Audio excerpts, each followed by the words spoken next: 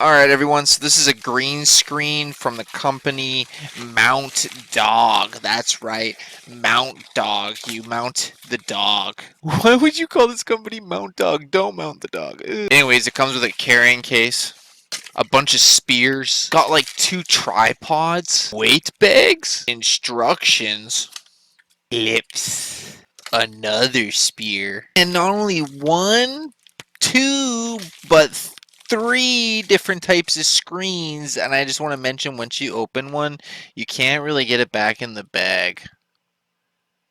Let's set this up. Alright, so this green screen system is actually really simple to use. You got your tripods, and all you have to do is extend those out, like so. That one's all set, and then you get the other one all set up. As you can see on top of the tripod, there's actually this tiny little bar with the little thing on it. You actually unscrew that. And out of all your spears, there's one with a groove, and that actually goes right on top, like so. As you can see, super easy, simple, and then all you do is put that little nut grommet thing back on top, and there you go. The exact same to the other side. Depending how long you want the green screen to be, you actually have 2 other bars to extend it lengthwise. We're going to connect it right here, and all it does is literally slide in. See a close-up how it works. There's one with a hole, one with a clip. You just slide it in, push it down, and slide and lock it in like so, and then it's locked. Part, same thing, just push it in, pull, and there you go. Tripods actually have knobs here, so you can actually extend the actual height of the tripod really high twice. They'll be using a green screen, because this is a green screen. Take your green screen and your clips, and you literally just put it on the bar and clip it up, and that's pretty much it. So yeah, you just take your green screen and put it up like so. For the bar, take your clips, it's holding it like that, as you can see, and yeah, you could use all 3 if you really wanted to. So this is the green screen. Time to set it all up with the webcam so it like covers the whole area, and then we'll test it out.